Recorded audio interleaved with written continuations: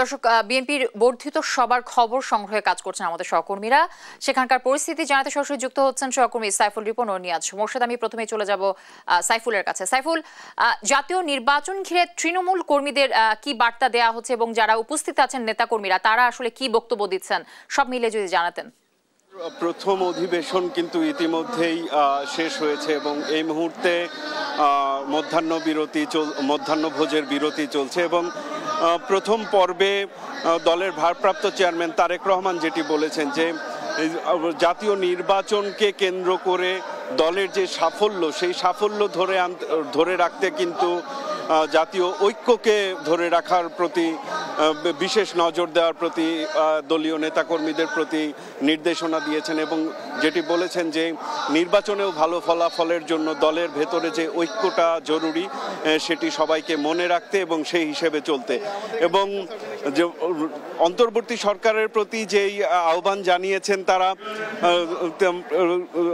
বিএনপির ভারপ্রাপ্ত চেয়ারপারসন যে নির্বাচন নিয়ে একটি সুনির্দিষ্ট কর্মপরিকল্পনা যেন নির্বাচন অন্তর্বর্তী সরকার দেয় সেই বিষয়টি কিন্তু দাবি জানিয়েছেন এবং তারপরে কিন্তু এখানে যারা ডেলিগেটরা এসেছেন তৃণমূলের যারা নেতারা এসেছেন তারা তাদের দাবি দাওয়া তুলেছেন। এই দাবি দাওয়ার বিষয়ে আমি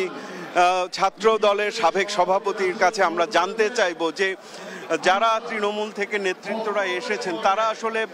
ভারপ্রাপ্ত চেয়ারপারসনের কাছে কি ধরনের দাবি দাওয়া এবং সুপারিশ তুলে ধরছেন। দেখুন, আমরা দীর্ঘ 15 বছর একটা অস্বাভাবিক সময়ে ছিলাম। এই হাসিনা ফ্যাসিস্টদের অত্যাচারে আসলে এরকম একটি সুন্দর গুছালু প্রোগ্রাম আয়োজন করার পরিবেশ বিএনপির ছিল না। দীর্ঘ সময় পর এই 24-এর 5ই আগস্ট ছাত্র জনতার গণ অভ্যুত্থান পরবর্তী সময়ে আসলে একটি পরিবেশ হয়েছে যার ধারাবাহিকতায় আজকে উপজেলা, পৌরসভা, জেলা এবং কেন্দ্রীয় নির্বাহী কমিটির একটি যৌথ সমন্বয়ের যৌথ সভা।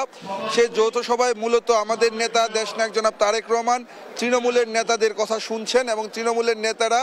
যে তাদের দীর্ঘ 15 বছরের যে বঞ্চনার গল্প, দীর্ঘ 15 বছরের যে নির্যাতনের গল্প, সেই গল্পগুলোকে তারা উপস্থাপন করছেন আমাদের সামনে। আগামী দিনগুলোতে আমাদের দল কিভাবে ঐক্যবদ্ধভাবে কাজ করতে পারে এবং আমার দল যেন বিতর্কের বাইরে আমাদের দলের নেতা কর্মীদেরকে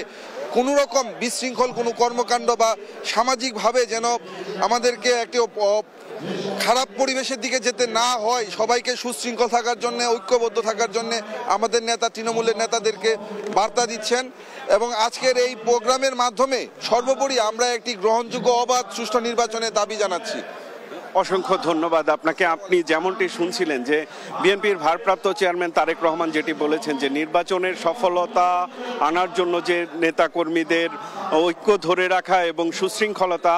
সেই বিষয়টির প্রতি নজর দেওয়ার আহ্বান জানিয়েছেন এবং বিএনপির ভারপ্রাপ্ত chairman BNP chairperson Khaleda Zia কিন্তু দলের নেতাকর্মীদের বলেছেন যে কোনো প্রতিহিংসা নয়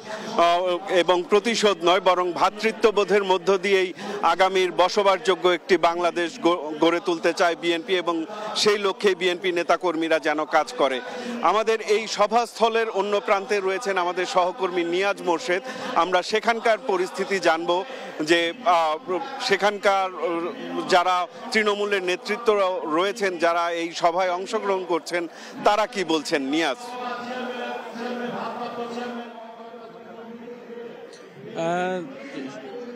এখন কিন্তু ওই বর্ধিত সবার আসলে মধ্যাহ্ন বিরতি চলছে, সেই সাথে সাথে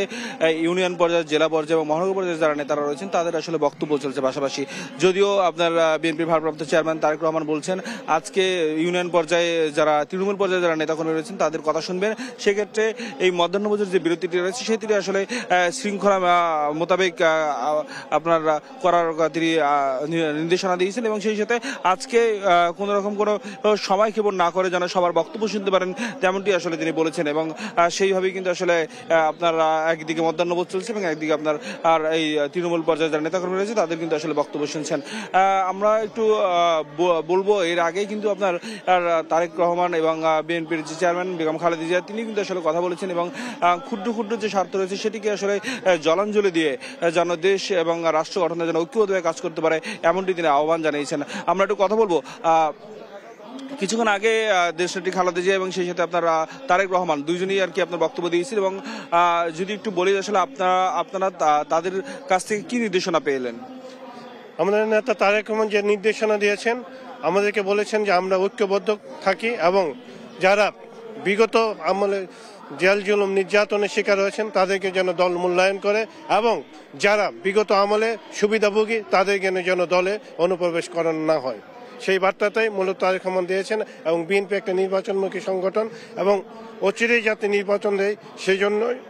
আমাদের তৃণমূলের দাবি একটা নির্বাচিত সরকারের কাছে যেন ক্ষমতা হস্তান্তর করে, কারণ নির্বাচিত সরকারই জনগণের ভাষা বুঝতে পারে, মনের ভাষা বুঝতে পারে, তাছাড়া অন্য কোনো সরকারের দ্বারা এটা সম্ভব নয়। যেমনটি বলছিলেন আসলে তৃণমূলের যারা নেতাকর্মী তারা কিন্তু বলছেন যে যেন কোনো ধরনের কোনো দলে বিভক্তি না হয়, একটা প্রতিযোগিতা থাকুক এবং সেই প্রতিযোগিতার মাধ্যমে হলো আপনারা একতাবদ্ধ হয়ে যেন দেশ পুনর্গঠনের জন্য সবাই কাজ করে এবং সেই সাথে যে অন্তর্বর্তী সরকারের কাছে আহ্বান জানিয়েছেন যেন খুব দ্রুত নির্বাচন দেওয়া হয়। এই ছিল আমার কাছে সর্বশেষ তথ্য।